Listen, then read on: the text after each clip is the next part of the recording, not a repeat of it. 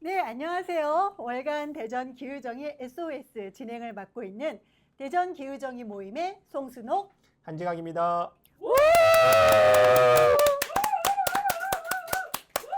네, 그런 반응 좋아요. 네. 월간 대전 기후정의 SOS는 한 달에 한 번씩 기후위기를 걱정하고 기후정의를 열망하는 많은 시민들을 찾아가는 인터넷 방송입니다.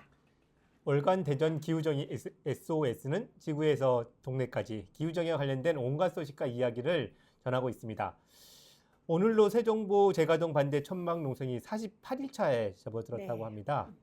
세종시는 지난 10일까지 천막 농성장을 철거하라는 2차 개고장을 보냈다고 하는데요. 강은 흘러야 한다 이렇게 믿고 있는 이들이 이런 협박에도 굴하지 않고 계속 모여서 농성장을 지키고 있다고 합니다. 우리 대전 기후정의 모임도 이 농성장을 지지하고 연대해 왔었죠. 네, 그렇죠. 이 방송을 보시는 분들도 계속 관심을 가져주시고 또 함께해 주시기를 부탁드리겠습니다. 네, 지난 4차 방송에서는요, 기후위기 시대의 개인적 실천에 대해서 이야기를 나눠봤습니다. 뭐라도 해야 한다는 갈급한 마음에서 시작하곤 하는 개인의 실천. 그러나 외롭고 또 둘레의 냉담한 반응에 위기소침해지기도 하고 또 커다란 사회 구조에 가로막혀 때론 무기력해지기도 하죠. 일상생활 속 개인 실천에만 머물지 않고 지속 불가능한 부정의한 사회체제를 바꾸는 정치 실현에도 함께 해야 한다는 점을 확인했습니다. 자, 이제 새로운 이야기를 가지고 5차 방송으로 다시 여러분을 찾아갑니다. 이제 첫 번째 코너를 시작해 보겠습니다. 새만금 공항 백지화 공동행동의 김나희님의 기후정의 아무거나. 네. 오늘은 어떤 이야기를 가지고 오셨을까요? 나희님, 어서 오십시오. 네, 안녕하세요. 안녕하세요. 네, 안녕하세요. 네, 오늘은 약간 말이 어려운데 디커플링, 디커플링. 네, 탈동조화라는 주제로 이야기를 해보겠습니다. 디커플링, 탈동조화 둘 다 좀 말이 좀 어려운 것 같은데요. 이게 뭘까요? 네, 좀 어렵긴 하지만 듣다 보면 아, 내가 대충 알고 있던 말이구나 이렇게 알고 알 수 있으실 건데, 네, 일단 커플이 뭐죠, 여러분? 커플? 우리는 커플은 아니야. 커플이라고 하려고 했는데.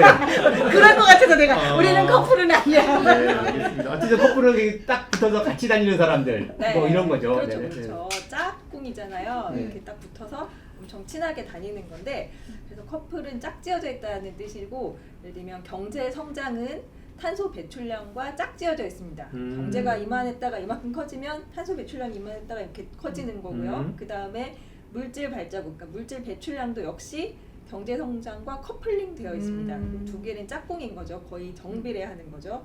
그리고 생산량 증가, 소비량 증가 이 모든 것이 경제 성장과 커플링 되어 있습니다. 커플 사이인 거고, 그리고 다른 말로 하면 동조화라고 하는데, 동조는 싱크로라는 뜻이거든요. 싱크로라는 게 같이 간다는 거잖아요, 역시. 그래서 쓰레기 배출량, 생태계 서식지 파괴량 이런 것도 전부 경제 성장과 커플링 되어 있습니다.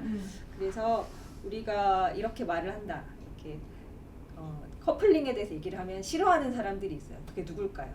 아니 누가 싫어할까요? 다 이게 맞는 말인데 맞죠, 맞는 말인데 말이죠, 맞는 말. 누가 대놓고 싫어해요? 그게 누구예요? 네, 이 싫어하는 사람들은 당연히 경제 성장을 원하는 성장 지상주의자들 그리고 자본가들이 이 말을 싫어합니다. 하지만 싫어한다고 해도 진실은 변할 수가 없죠. 이 표를 한번 보면요. 네. 네, 그 UN 환경 계획과 세계은행에서 발표한 표인데요. 이제 지난 선은 전 세계 GDP와 그리고 이제 점선은 물질 배출량이거든요. 그런데 정말 놀라울 정도로 선이 똑같이 간다는 걸 알 수 있습니다. 정확하게 정비례하고 있거든요. 그러니까 정말 물질 배출량과 경제 규모는 환상의 짝꿍, 환상의 커플인 것입니다. 그리고 마찬가지로 물질 사용량과 탄소 배출량, 그리고 물질 배출량과 원료 채굴량, 그리고 탄소 배출량과 쓰레기 배출량 이런 것들이 전부 거의 정비례하고 있습니다. 그래서 이제 다시 돌아오면, 근데 경제 성장은 일부 사람들이 이제 포기를 못하는 거예요. 그렇죠. 그래서 포기를 못하니까 그래서 근데 기후 변화를 그래서 부정하는 사람들이 나오죠. 이 경제 성장과 기후 변화가 거의 정비례하니까 이걸 포기를 못하고 기후 변화는 없는 거다. 이건 음모론이다. 이렇게 나가는 사람들이 있는데 이 사람들의 말은 요새 너무 기후 재난이 폭증하다 보니까 이젠 더 이상 이제 실효성이 없고 아무도 믿지 않게 되었는데 한 명은 계속 얘기하잖아요. 그렇죠. 몇 명은 있죠. 전 세계 뭐 이 넓은 한 명 아는데 그 사람. 누가 있지? 미국에 미국에도 있고 트럼프도 있고 네. 또 윤석열도 그런 거 같고 가까이 있는 사람 놔두고 왜 멀리 가고 그렇군요. 네. 우리나라에도 뭐 전경련회 많잖아요. 근데 그렇게까지 막 나가지는 못하더라도 경제 성장과 그 기후 변화를 떼어놓을 수 있다. 그러니까 기후 변화가 사실이긴 하지만 경제 성장을 해도 기후 변화는 억제할 수 있다. 이렇게 주장을 하는 사람들이 있어요. 이거를 뭐라고 할까? 이런 개념을 뭐라고 하죠? 여러분들. 정말 싫어하는 말이. 녹색 성장. 맞아요. 너무 싫어. 녹색 성장. 네, 정답. 네. 녹색인데 성장을 해. 네, 그렇죠. 녹색 성장. 경제 성장은 하지만 경제 규모 이만큼에서 이만큼으로 커져도 탄소 배출은 거의 그대로 유지를 하거나 아니면 오히려 줄일 수가 있다. 뻥쟁이들. 왜냐하면 근데 그대로 되면 너무 좋겠다, 그죠? 너무 좋죠. 왜냐면 기술이 혁신되기 때문에 우리가 더 적은 양의 에너지와 더 적은 물질을 사용해서 더 좋은 상품을 만들 수가 있다. 그리고 우리가 이제 경제가 발전하면 문화나 서비스업 같이 탄소 배출량이 적은 쪽으로 산업이 이행해 가기 때문에 우리가 경제 규모는 커지지만 그러니까 돈은 많이 벌지만 탄소 배출은 억제할 수 있다. 그러니까 경제 성장과 물질 발자국도 떼어놓을 수 있다. 디커플링 이게 바로 디커플링이거든요. 떼어놓을 수 있다. 커플링, 디커플링. 그러니까 경제 성장은 혼자 막 하고 이쪽에 탄소 배출은 따로 가는 거죠. 이걸 탈동조화, 동조화에서 떨어졌다는 거죠. 탈동조화 또는 디커플링이라고 합니다. 커플이 이제 떨어졌다는 거죠. 탄소 발자국과 경제 성장으로 디커플링 이렇게 디커플링 할 수 있다는 것이 녹색 성장의 기본 개념입니다. 근데 이게 이런 적이 단 한 번도 역사상에 없었고 그럴 수 있다는 증거도 전혀 없습니다. 어떤 시뮬레이션을 돌려봐도 녹색 성장이라는 게 가능하지가 않다고 이미 결론이 났어요. 그래서 기술이 아무리 혁신이 돼도 디커플링은 일어나지 않고 탄소 배출량, 물질 사용량은 점점 늘어나고 그리고 제조업보다 서비스업의 비율이 높아져도 역시 우리가 내놓는 그 쓰레기와 탄소의 양은 늘어나기만 합니다. 왜 그럴까요? 사실 뭐 저는 알 것 같아요. 저는 알 것 같아요.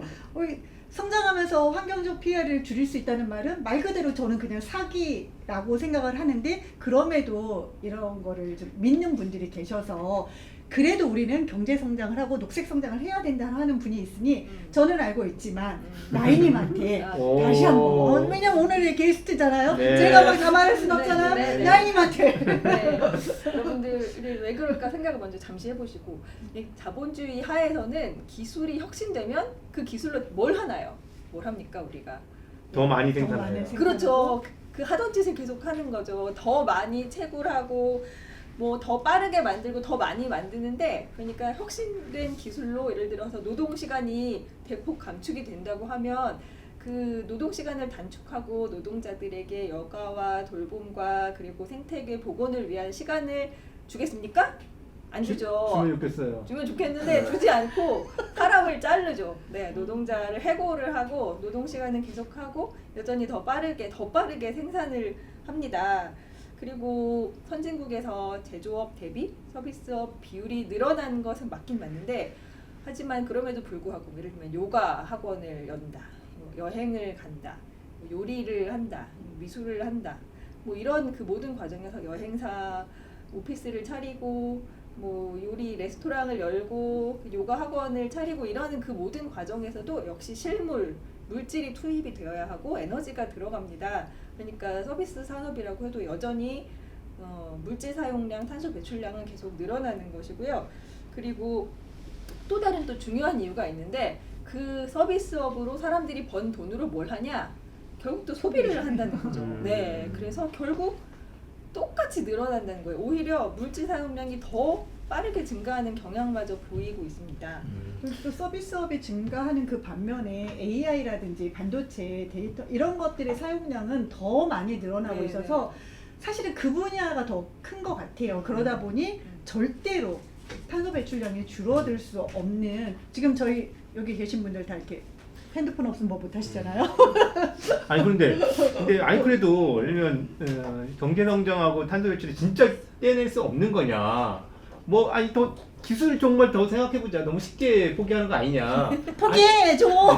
아니 내가 그런다는 게 아니라 이게 지금 뭐 이런 거 생각해 보면 근데 아니 뭐 그런 거 매달린 사람 있잖아요. 근데 원자력하면 온실가스 안 배출하지 않냐? 뭐 우리 요즘 아직 뭐 실현되기는 안 했지만은 뭐 핵융합 요즘 뭐 인공태양 이런 거 만들면 뭐 이런 얘기 하시잖아요. 온실가스 안 낸다 이런 얘기인데 그런 건 어떻게 우리 얘기해야 될까요? 네, 그 핵발전이 굉장히 비민주적이고 핵융합은 아직 너무나 시기상조이고 뭐 이런 얘기 일단 다 차치하고 그런 얘기 일단 넘어가고요. 그것도 할 얘기가 많지만 일단 된다고 쳐요. 핵발전이나 핵융합으로 에너지를 해결했다고 치는데 그럼 우리가 그 에너지로 또 뭘 할 것이냐? 뭘 하겠습니까? 이 체제에서는. 그 에너지로 뭘 하지? 공항 짓나? 네, 그렇죠. 또 하던 짓을 계속 하는 거죠. 더 많이 채굴하고 네. 생산하고 그렇죠. 버리고 그러겠죠. 네, 네네네. 그렇죠. 하던 짓을 계속 네. 하죠. 더 많이 이동하고 더 많이 채굴하고 더 많이 갖다 버리고 저인망으로 물살이들을 또 쓸어 담고 더 많은 공항을 짓고 더 많은 빌딩을 올리고 이런 하던 짓을 계속 하는 거죠.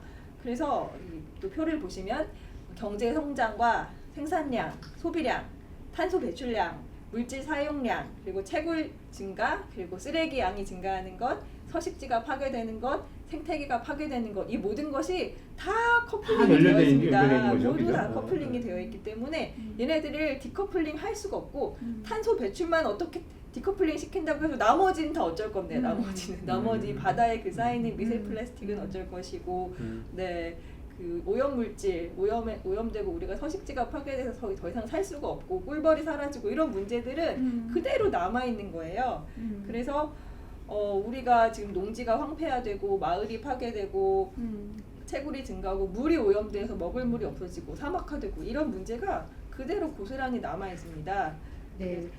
이런 이야기들을 정말 많은 사람들이 알았으면 좋겠어요. 핵발전 혹은 핵융합으로 탄소 배출을 줄일 수 있다고 하더라도 윤석열 정부가 지금 계속 밀고 있는 내용이긴 한데 그것만 생각하는 것이 아니라는 말을 지금 해주시고 계신 거잖아요. 전국 지구 곳곳에서 대규모로 일어나는 채굴과 생산하고 폐기하는 과정 자체가 지속되고 또 확대되는 것.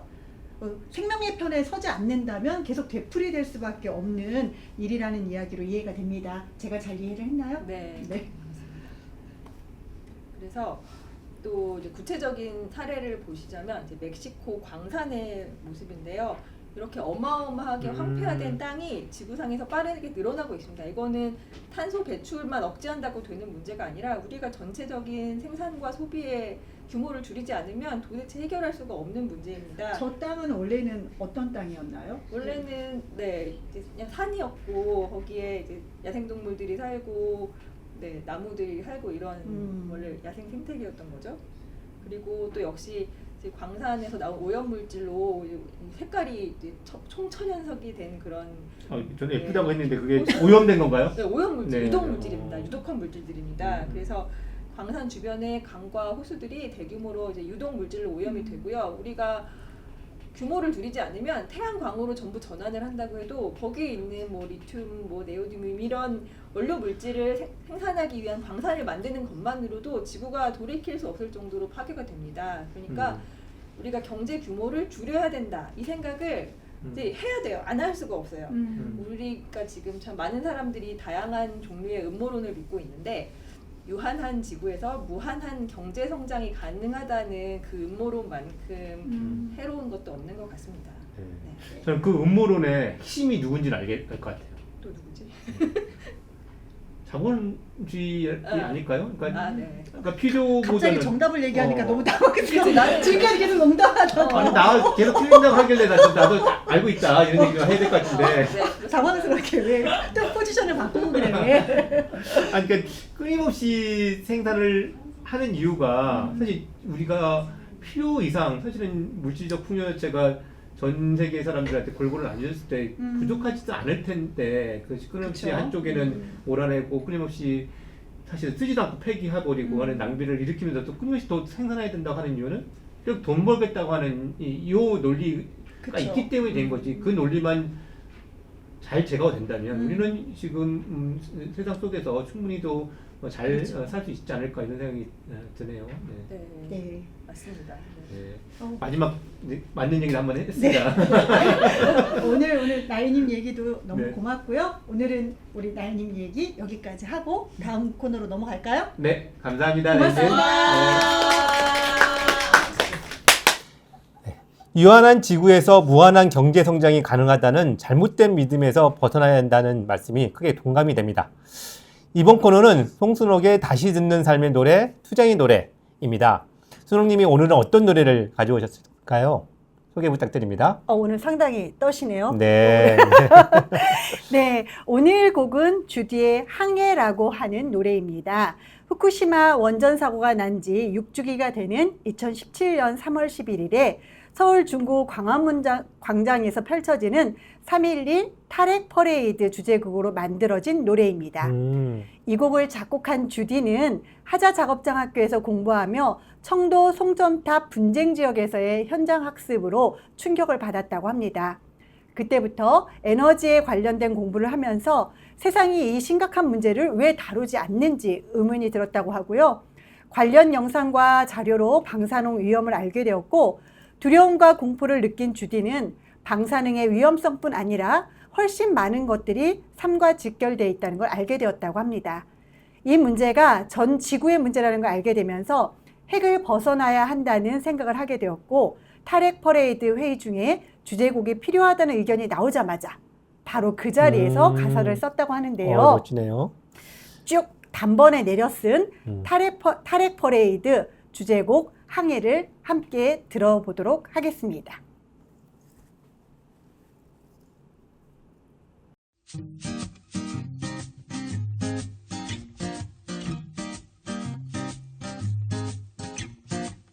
우리가 살아가는 이 세상엔 새로운 항로가 필요해요. 어디로 나갈지 어떻게 나갈지 같이 만들어가요. 돈보단 생명을 중요하게 생각하기, 별일을 위해 너무 많은 걸 잃지는 않기, 태양과 바람의 나라로 항해를 시작하자. 탈핵하자. 너와 나 모두의 안전을 향해 상상하자. 너와 나 모두의 행복을 향해 노래하자. 평화를 향해서 노래하자. 랄랄랄랄랄랄랄랄랄라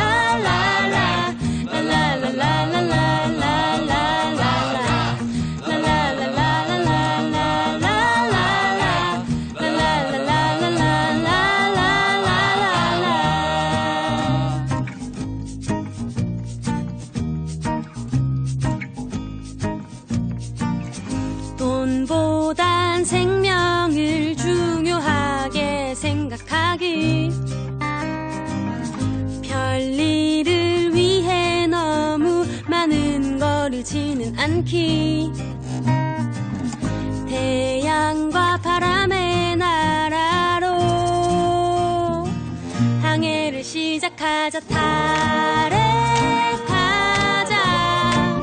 너와 나 모두의 안전을 향해 상상하자. 너와 나 모두의 행복을 향해 노래하자. 평화를 향해서 노래하자. 랄랄랄랄랄랄랄랄라 랄랄랄랄랄랄라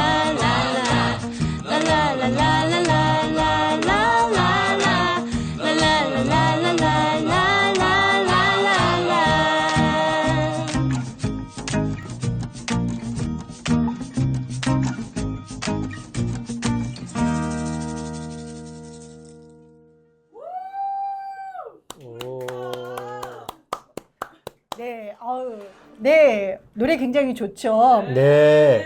경쾌해서 사실 이 노래를 부르는 그 순간에는 탈핵이 금방 올 것 같았습니다. 2017년 밀양 할매들이 과천에 오셨는데요. 우리 학교 우리 반 아이들이 탈핵 프로젝트를 하고 있는 중이어서 그때 이 노래를 함께 불렀던 기억이 나서 또 새록새록 기억이 떠오릅니다. 네. 오늘도 좋은 노래 들려주셔서 감사합니다. 이제 방송의 하이라이트 토크쇼 기우정이가 뭐래 코너입니다.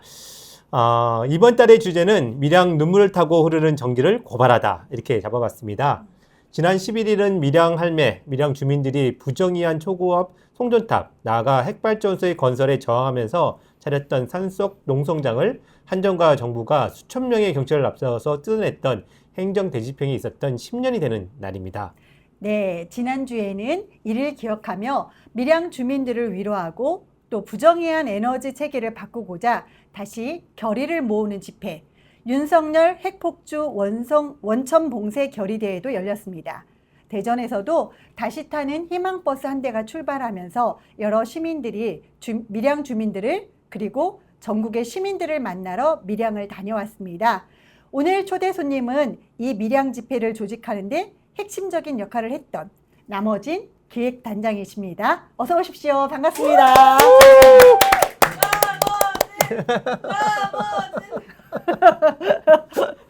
네, 안녕하세요. 반갑습니다. 네. 저는 밀양 송전탑 반대대책에서 일하고 있고 이번 다시 타는 밀양 희망버스 기획단장을 맡은 남어진이라고 합니다. 네. 지난 8일 비가 많이 왔습니다. 그죠? 네. 네. 그 와중에도 밀양에 정말 많은 사람들이 오신 것 같아요. 처음에는 한 500명으로 준비했다 이런 얘기 했는데 제가 얼핏 보니까 한 1000명 넘은 것 같아요. 전국에서 버스만 한 22대가 움직였다 이런 얘기를 들었는데 8월 밀양 집회 어떠셨나요? 우리 어떻게 준비했는지 일단 그 얘기부터 나눠보죠. 네. 그 8일이 참 오래 기억에 남을 거라고 생각합니다. 많은 분들에게. 네, 비가 참 많이 왔기 때문에 많이 왔습니다. 네. 저희 이제 집회 시작할 때 준비팀이 오전 10시에 모여서 송전탑을 뽑아내자 한번 하고 바깥으로 딱 나왔는데 비가 네. 쫙 오기 시작해서 네, 이제 서울버스 다 보내고 야 이제 정리하자 딱 할 때 비가 딱 그쳤거든요. 네, 참, 와. 운이 네, 좋은 운이. 날이었는데요. 그 오전에 천막 비가 와서 이제 주민들 비를 안 맞게 하려고 천막을 치러 5개 마을을 돌아다녔는데 그날은 비가 와서 웅웅거리는 송전 소음이 되게 심하게 심하죠. 들린 날이기도 했고 저희가 묵밥을 800그릇을 준비했는데 네, 맛있었어요. 네. 모두 다 이제 소진돼서 못 먹는 사람들도 있을 만큼 정말 예상보다 너무 많은 분들이 밀양을 찾아주신 날이었습니다. 그 저희가 거의 9년 정도 만에 이 1000명 단위가 넘어가는 대규모 집회를 밀양에서 여는 것이었기 때문에 처음에는 500명을 모아보자. 최대 목표를 조직 목표를 500으로 하고 한번 모아보자라고 했지만 사실 걱정이 엄청 많았습니다. 이게 9년 만에 모이는 밀양을 500도 안 될 거다 이렇게 네. 걱정했던 거예요. 요청이었기 때문에 이게 과연 될까라고 생각을 많이 했었는데 저는 이번 집회가 이렇게 많은 분들이 오시게 된 이유는 두 가지 정도가 있다고 생각하는데 하나는 송전탑이 완공된 지 10년인데 10년이 지난 지금까지도 어쨌든 합의하지 않고 굳건하게 버티는 주민들이 밀양에 여전히 있기 때문이고 또 하나는 10년 전에 저희가 밀양의 친구들이라고 부르는데 수많은 연대자들, 시민들이 밀양으로 와서 우리 모두가 밀양이다라고 말하면서 같이 싸워줬었잖아요. 네. 그분들이 이번에 또 집회를 같이 만드는데 되게 큰 역할들을 해주셨거든요. 그래서 그 두 존재 덕분에 이렇게 집회가 잘 된 것이 아닌가 하는 생각을 하고 있습니다. 다행스럽습니다. 그죠? 네네. 네, 이번 밀양 집회를 준비하고 또 참여하면서 많은 사람들이 10년 전 6월 11일 행정 대집행 사건을 떠올리게 되었습니다. 저도 그날 밀양에 있었는데요. 산속에 주민들이 만든 농성장을 철거하겠다고 수천 명의 경찰들이 몰려왔었죠. 울지 마시고요. 네. 10년 전 어떤 일이 있었는지 많은 사람들이 궁금할 것 같아요. 아직 그러니까 아는 사람들은 알지만 사실은 모르는 사람들이 더 많잖아요. 그래서 그때 대체 밀양에서 어떤 일이 있었고 밀양 할매들은 왜 산속에서 그 농성장을 차리고 집보다 더 많은 시간을 보내야 했었는지 그 이야기를 좀 들려주시면 좋겠습니다. 네, 그 되게 눈시울이 붉어지셨는데 네. 저희도 10년이 지났는데 사람이 세월이 지나면 많은 기억들이 되게 희미해지거나 희석되거나 하는 경우가 많잖아요. 많은데 행정대집행이 6월 10일이었는데 6월 달만 되면 어떤 그 날의 생각이 계속 나요. 그날이 되게 밀양 송전탑 반대투쟁 역사에 있어서 되게 가슴 아픈 날 중에 하루였는데 주민분들이 송전탑 부지에 농성장을 만들어서 짧게는 뭐 6개월, 길게는 2년 가까이 농성을 하셨어요. 그 이유는 한국전력이 계속 공사 중단과 대화를 요구를 했는데 한전은 주민들과 진정성 있는 대화를 하지 않고 계속 주민들이 저항하면 공사를 멈췄다가 또 몇 개월 뒤에 다시 공사를 진행하고 이 과정들을 10년이 넘는 기간 동안 계속해서 반복을 했던 것이거든요. 그래서 총 13번의 공사 중단과 재개가 있었고 이제 박근혜 정부가 2013년 10월에 경찰을 하루에 3,000명을 투입을 해서 이제 마지막 공사를 재개하게 돼요. 그게 13차 공사 재개였는데 8개월 동안 38만 명의 경찰이 밀양에 주둔을 했거든요. 그래서 주민들이 그때 하셨던 말씀은 사실 총만 안 들었지 군대보다 더하다라는 말씀들을 많이 하셨는데 맞아. 그 어른들이 6.25도 사실 겪었던 세대도 있고 일제시대를 겪으셨던 분들도 있고 하신데 그런 말씀들을 하셨어요. 근데 이제 주민들은 송전탑 공사 중단을 위해서 송전탑 부지에 가서 이 공사를 막는 일을 하고 싶은데 모든 마을 길을 다 통제를 하고 아예 공사 현장은 근처에도 가볼 수가 없으니까 송전탑 부지에 농성장을 짓게 된 거죠. 그리고 그 농성장을 이제 국가가 2,000명의 경찰과 뭐 한전 직원 그리고 공무원들을 동원해서 이제 하루 만에 다 철거했던 날이 6월 11일이고 그렇습니다. 네. 저희 계엄령 이런 이제 단어도 생각이 나는데요, 그죠? 밀양 지역에 38만 명의 경찰이 다녔다는 생각을 얘기를 드니까 그런 얘기도 드는데요. 이 얘기를 또 제대로 좀 하려면 10년 전 그 행정 대집행만이 아니라 또 시간을 더 거슬러 가야 되지 않을까 싶어요. 그래서 밀양 대책위 기록 보니까 그 송전탑 그 싸움을 주민들이 시작했던 게 2009년부터다 이런 얘기를 하시더라고요. 그리고 사실 그리고 이후에도 14년 이후에도 지금까지도 사실은 싸우고 있는 거잖아요. 그러면 그렇게 따지면 못해도 한 15년, 뭐 20년 가까이 싸우고 있는 셈일 텐데 그간 그 긴 시간에 어떤 일이 있었는지 조금 더 길게 한번 얘기를 좀 해주시면 어떨까요? 네. 네, 그 이제 밀양 송전탑이 765kV 송전탑인데 저희 가정집에 있는 콘센트 한 3,400배 정도 되는 전압이에요. 그래서 그 송전선 굵기가 거의 저희 손목 굵기이고 이제 피복이 없어요. 네, 이 열이 너무 많이 발생해서 피복을 해도 타버려서 피복이 없거든요. 그런 초고압 송전탑인데 이게 이제 계획되고 건설된 이유는 밀양 송전탑 맨 끝으로 가보면 이제 부산, 울산, 경계 지역에 신고리 핵발전 단지가 있거든요. 그래서 신고리 핵발전 단지에서 생산된 전기를 수도권으로 나르기 위해서 애초에 계획되었던 송전탑입니다. 그런데 이제 그 계획이 몇 번 수정되고 변경되어서 지금은 신고리에서 밀양 옆에 있는 창녕이라는 동네까지 한 90km 구간을 지나가게 되었는데 이제 주민들이 처음에 싸움에 나섰던 이유, 저항이 거셌던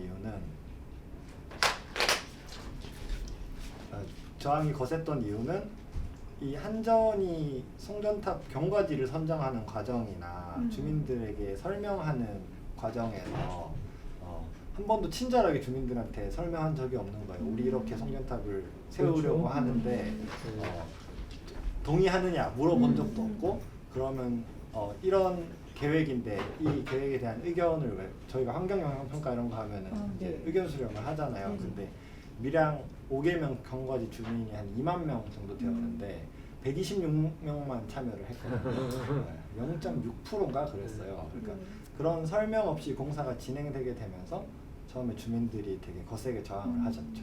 그리고 10년이 지난 지금까지 남아서 싸우는 이유, 버티는 이유는 저는 좀 복합적이라고 생각하는데 사실 이 지역의 투쟁이라는 것이 무언가 반대했던 것이 생기고 나면 되게 정리되거나 끝나기가 쉽잖아요. 그러는 경우가 네네. 많고 근데 밀양은 조금 다른 사례인데 밀양은 첫 번째는 사람마다 다 이유가 달라요. 저는 그렇다고 생각하는데 어떤 주민은 그 당시에 싸울 때 찾아와줬던 사람들에 대한 고마움 때문에 연대자에 대한 고마움. 네. 그래서 나는 한정과 합의를 하지 않겠다. 뭐 그런 분들도 있고 또 하나는 아까 말씀드렸던 그런 국가폭력에 대한 분노 네, 그런 것들도 있고 그리고 저희가 싸움을 하면서 이게 처음에는 지역에 안 되고 뭐 건강권과 재산권에 피해가 있고 이런 싸움으로 시작됐다면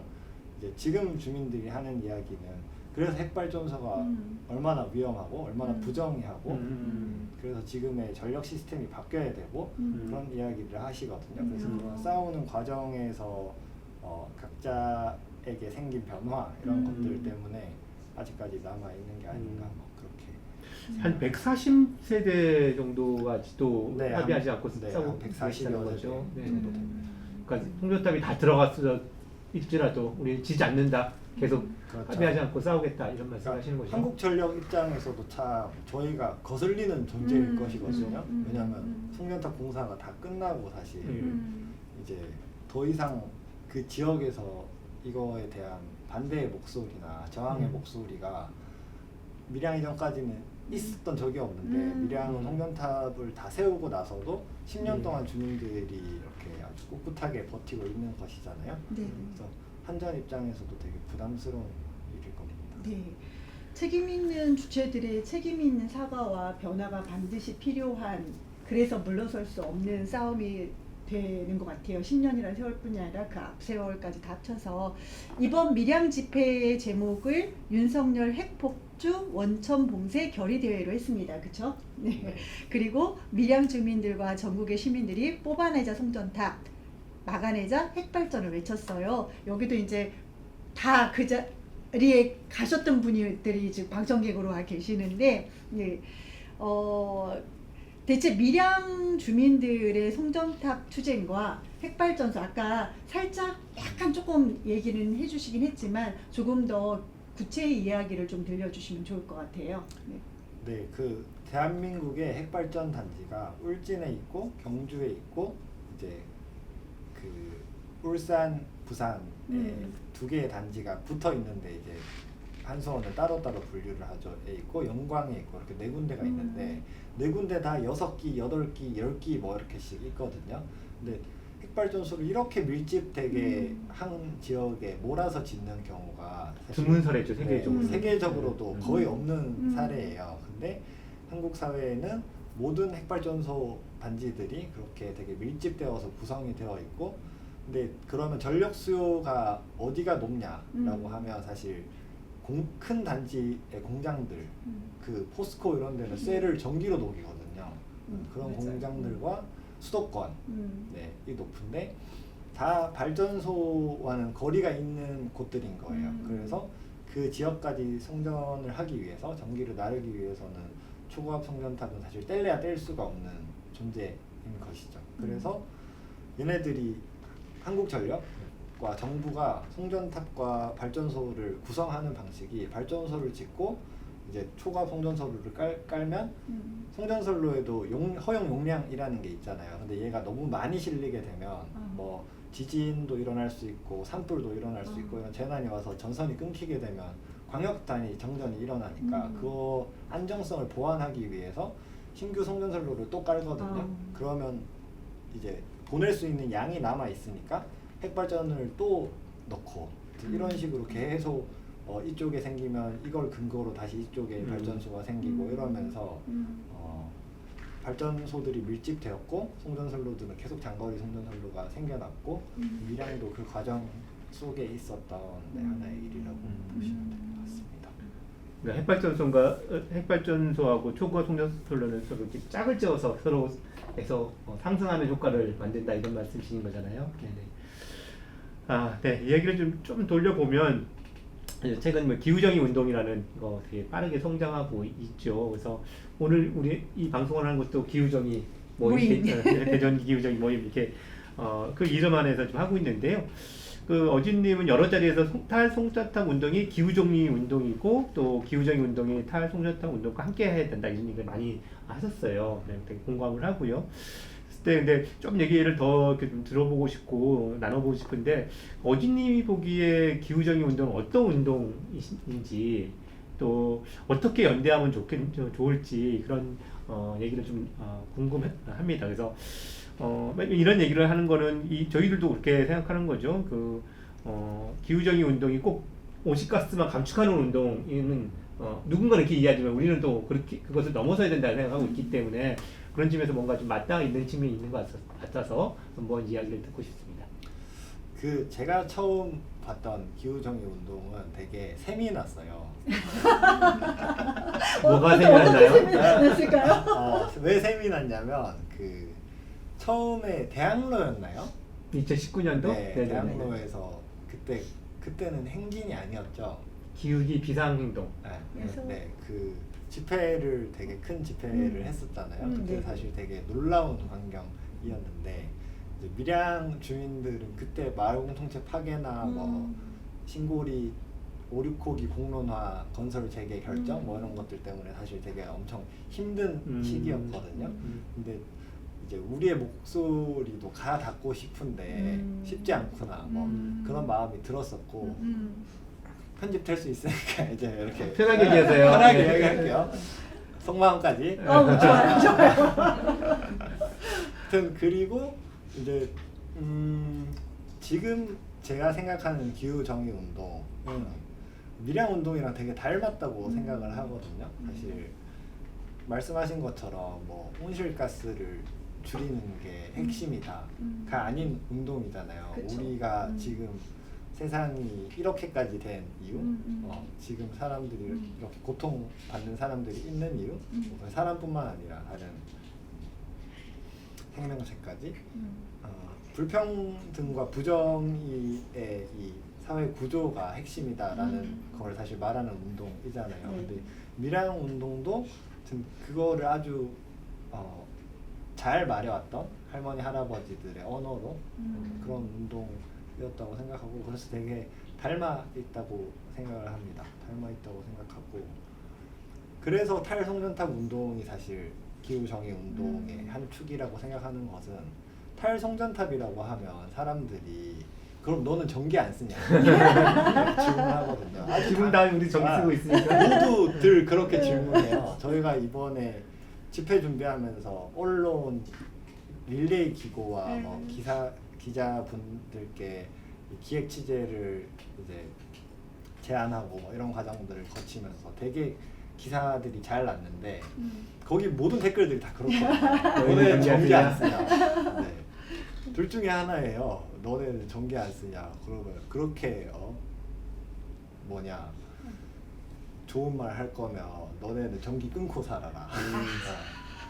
그런데 사실 그런 말들 속에는 되게 돈으로 보상하면 끝이 아니냐 혹은 이게 돈을 더 받으려고 그러는 게 아니냐 그런 의미들을 많이 품고 있잖아요. 품고 있는데 사실 우리가 송전탑 아래에 딱 서보면 다들 와보셔서 알겠지만 이거는 보상의 문제가 아니거든요. 그냥 송전탑 아래에 서서 전기가 하나도 안 흐른다고 생각하고 전자파가 안 나온다고 가정해도 이게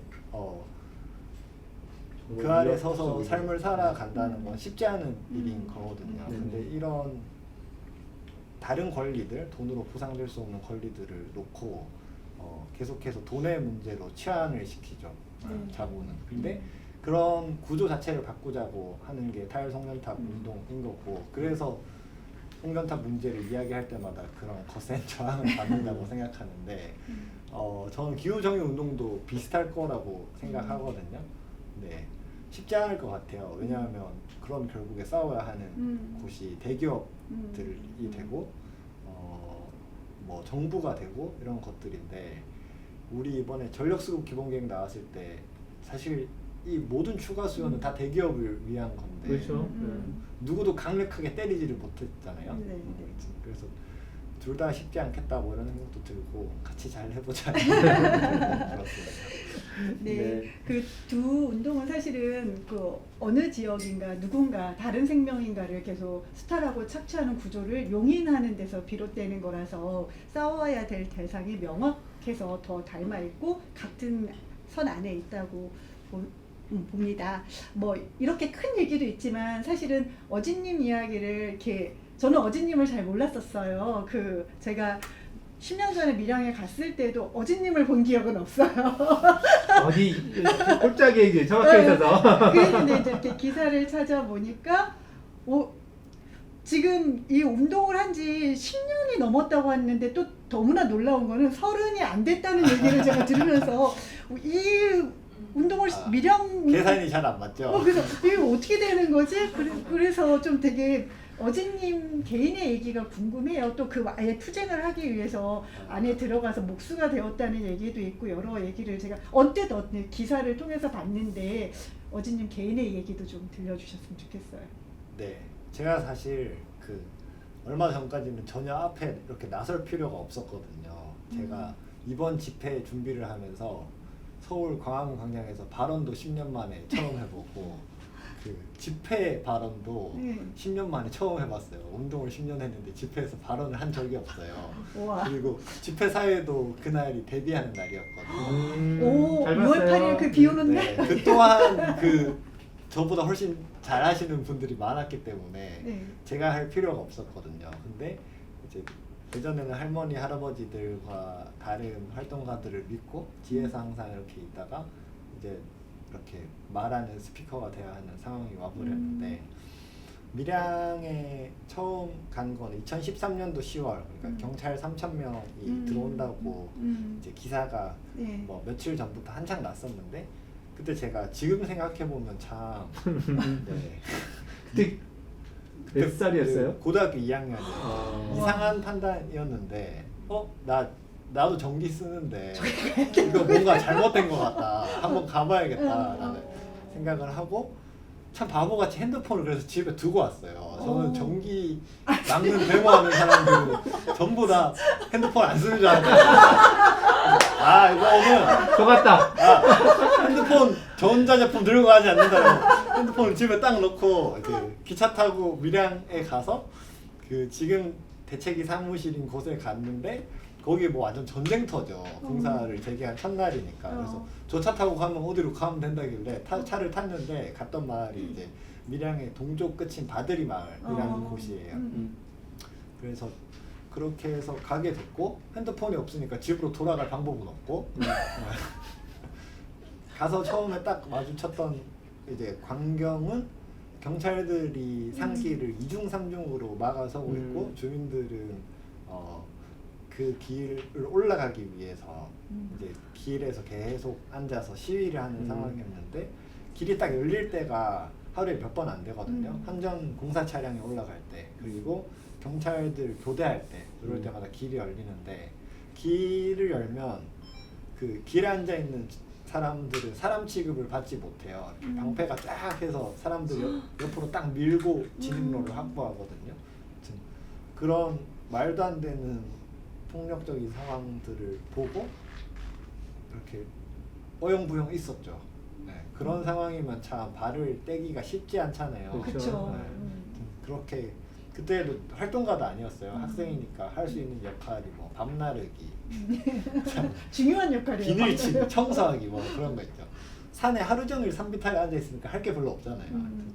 그렇게 밀양 생활을 시작하게 됐고 그리고 나서 12월 달에 유한숙 어르신이라는 분이 응독을 하셔서 돌아가시는 일이 발생했는데 그때 분향소 투쟁을 또 했었거든요. 분향소를 치고 이제 진상규명과 공사중단을 요구하는 그 장례 투쟁을 했었는데 그때 학교를 이제 그만두게 됐죠. 그러면서 대책위 활동가가 되어서 대책위 활동가 되기 위해서 학교를 그만두신 거예요? 아니죠. 그때 학교에서 되게 학교 입장에서는 참 힘들고 불안한 일이잖아요. 제가 학생이 거기 있으니까. 공립고등학교를 다녔거든요.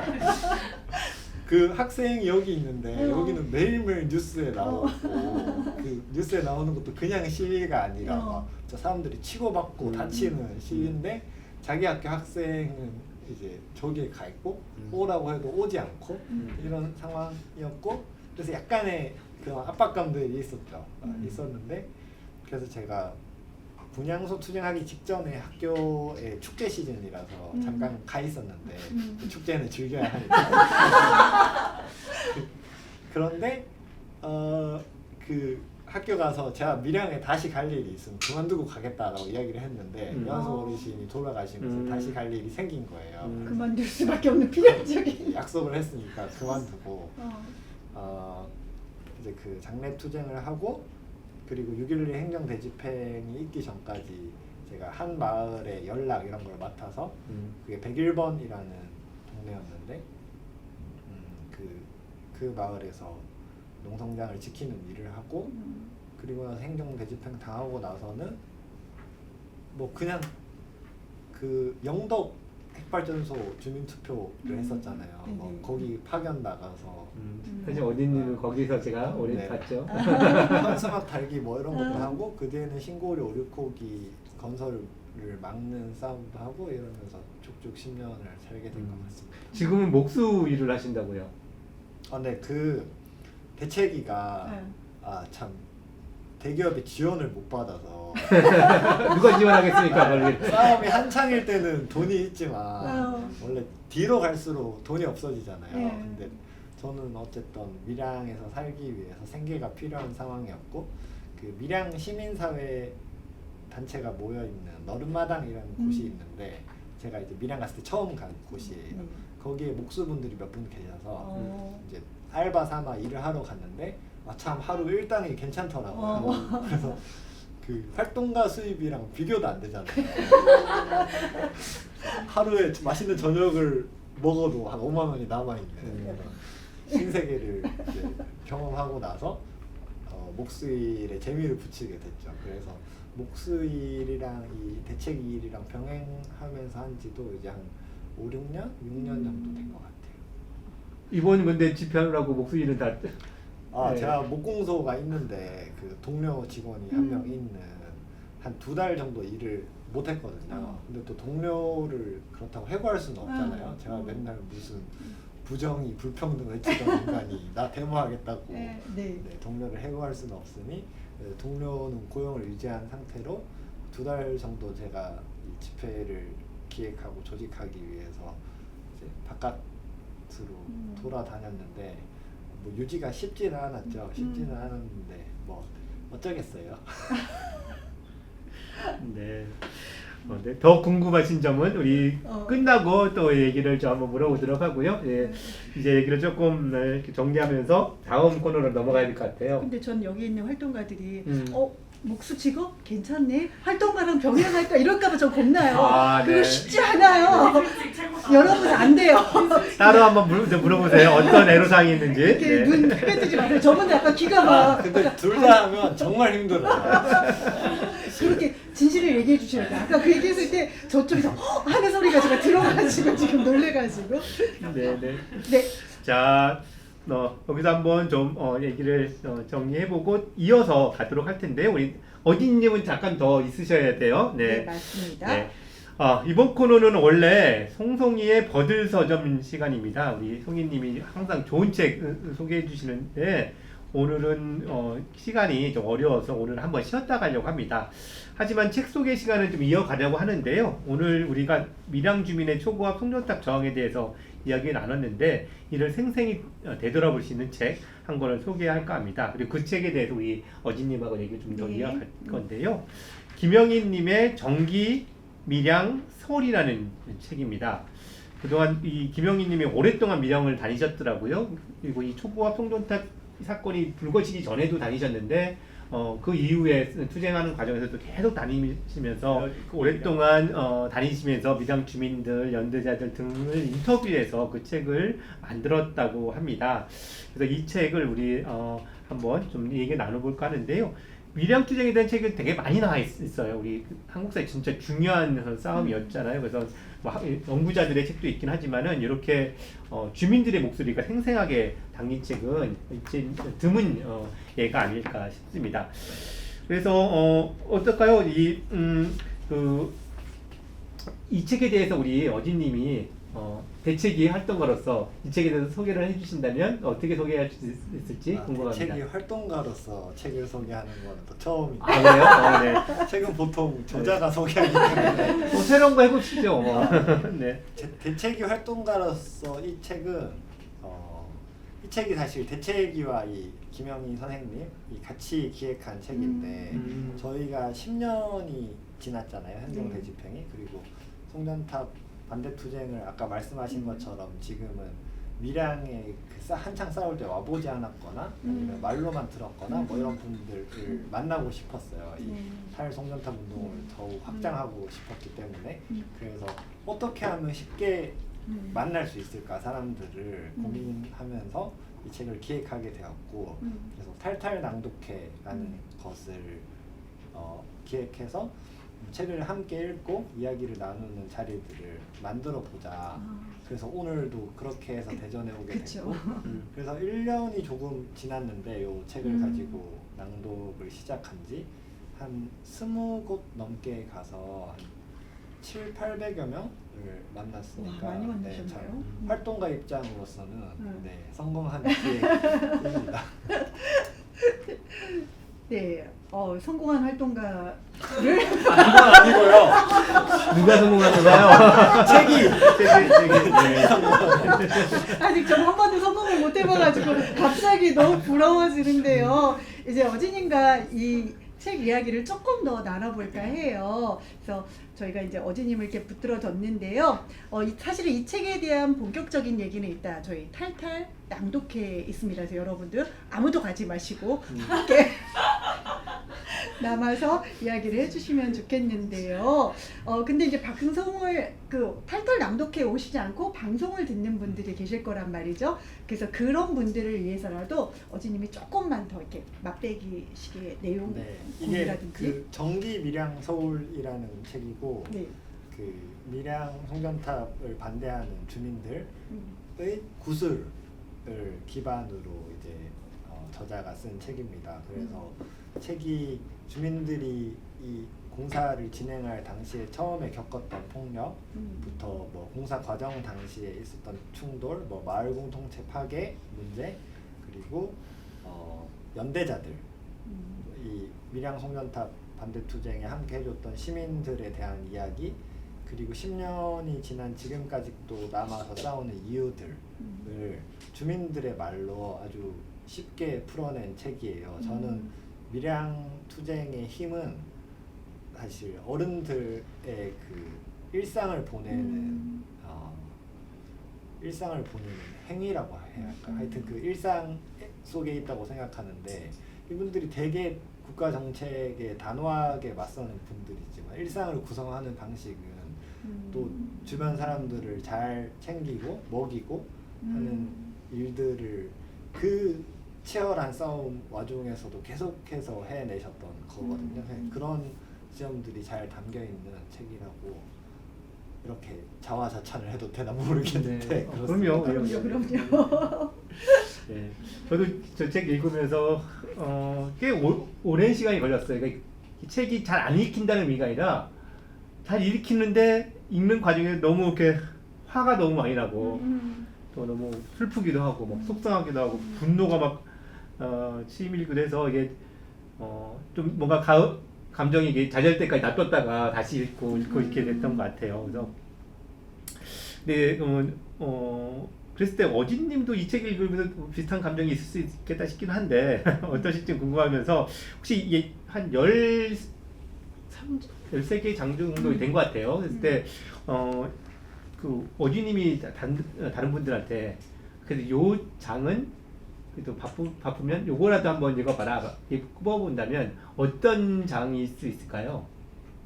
저는 거의 후반부 장 중에 밥의 무게라는 장을 네. 제일 좋아하는데 어진님 인터뷰 중에서도 밥값 네. 사기 위해서란 말을 네, 들은 제가 기억이 나요. 네. 밀양에 아직까지 사는 이유가 네. 뭐 탈송전탑 세상이 오면 물론 좋겠죠. 좋겠지만 제일 큰 이유는 그 밥값을 하려고 산다라고 그냥 이야기를 요즘은 하거든요.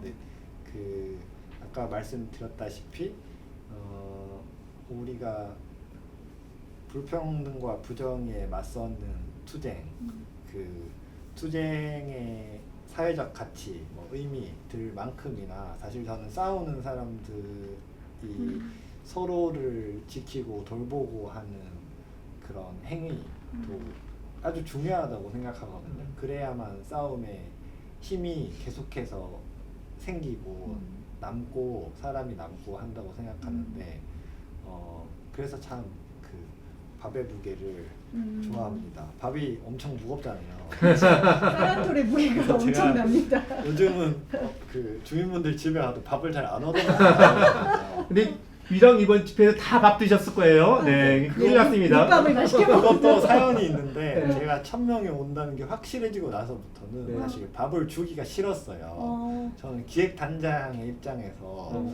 그 1000인분의 밥이라는 것은 어마어마한 일이죠. 곧 수백만 원의 돈과 수십 명의 인력이 들어가는 힘든 일이거든요. 그래서 밥 말고 떡을 줍시다. 이렇게 어른들한테 들고 갔다가 왕창 깨지고 무슨 그렇게 일이야. 멀리서 오는데 밥 한 개 떡 안 가지고 되고. 되냐 말이 안 된다. 그래서 예 그럼 밥으로 하겠습니다. 그래서 예전 10년 전에 희망버스가 밀양에 네, 왔었는데 그때는 한창 싸울 당시였어요. 그래서 네. 4,000명이 1박 2일 동안 밀양에 있다가 가는 행사였는데 다 해먹었잖아요. 어른들이 마을마다 그 사람들을 다 데려가서 다 해먹여서 1박 2일을 맞아요. 엄청난 일을 했다는 참 얘기죠. 엄청난 일을 하셨죠. 네, 사실 밥의 무게가 이렇게 무거워요. 그래서 저도 열심히 밥을 하겠습니다.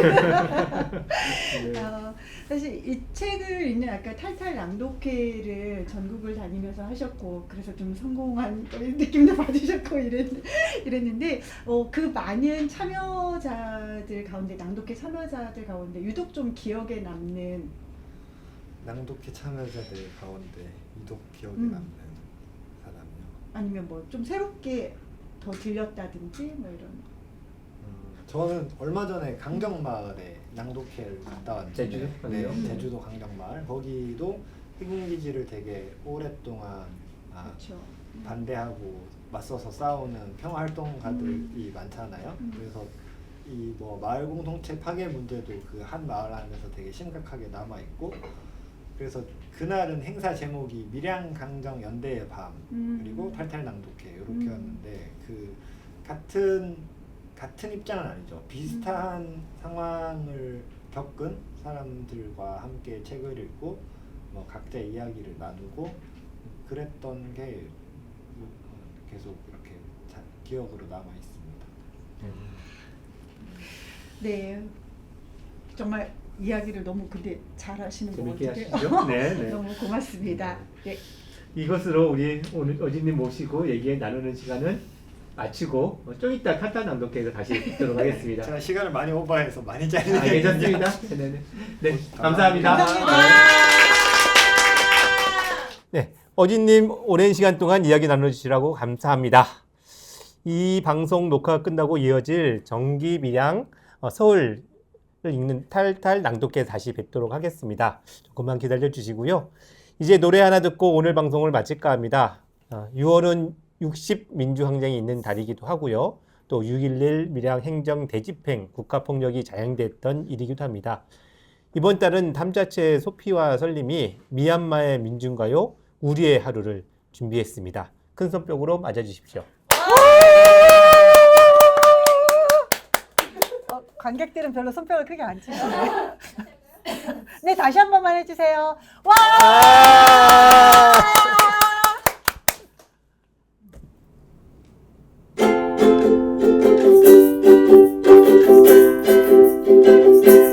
세상이 어둡고 너무나 아픈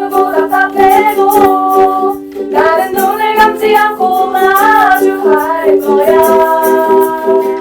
이 세상에 나 하나가 눈부신 해가 되지 못해도 우리가 모두 모이면 밝힐 수 있어. 영웅이 되지 않아도 내 이름 아는 사람 없어도 내 평범한 하루로 세상을 바꿀래. 우리가 살고 싶은 하루 만들 수 있는 하루 웃으며 꿈꾸는 하루 오늘부터 살아가는 거야.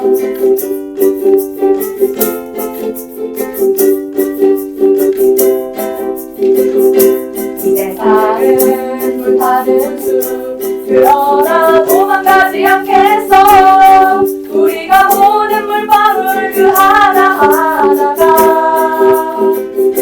이 세상의 숲과 마을 조금씩 되살릴 수 있다면 언제까지라 해도 오긴 다 할 거야.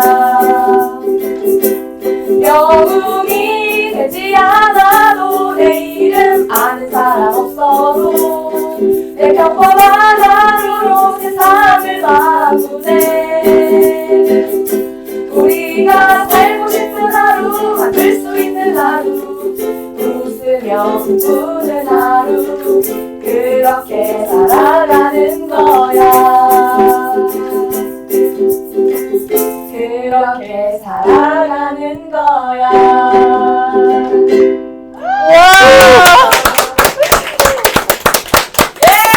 네.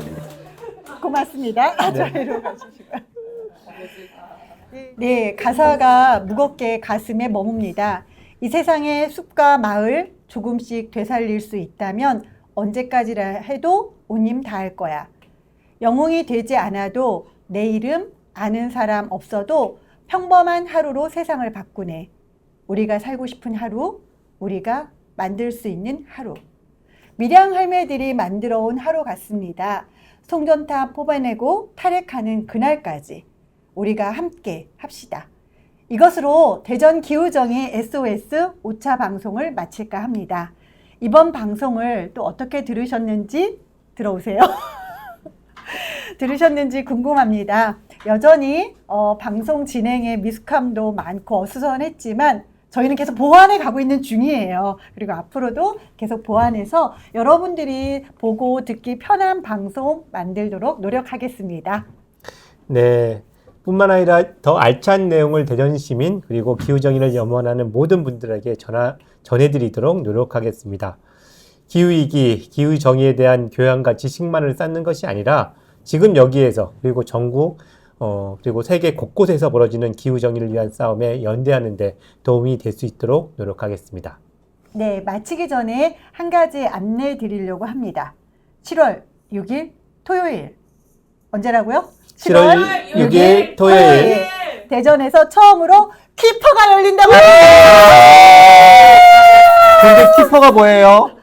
키퍼가 뭘까요? 네, 인스타에 보시면 자세하게 나오고요. 그래서 사실 굉장히 지금 준비하는 과정에 우여곡절이 많이 있지만 집행위원들이 열심히 준비하고 있습니다. 장소와 자세한 내용은 인스타그램을 통해 곧 공개할 예정이라고 합니다. 우리 대전 시민들 여기 계신 모두 7월 6일 키퍼에서 만나요. 만나요. 네, 이렇게 더 마무리할 텐데요. 이 방송을 만드는 대전 기후정의 모임이 궁금하다면 아래 이메일로 연락을 주십시오. 네. 그리고 매일 하는 정기 모임에도 참여하실 수 있습니다. 화면에 등장하지 않지만 오늘 방송을 위해서도 많은 분들이 수고해 주셨습니다. 방송 장비 준비와 편집을 맡아주신 탄소 잡는 채식생활 네트워크의 민우님, 그리고 녹화 장소와 각종 장비를 빌려주시고 도와주신 대전 아트 시네마에게도 감사 인사드립니다. 그럼 다음 달에 뵙겠습니다. 안녕.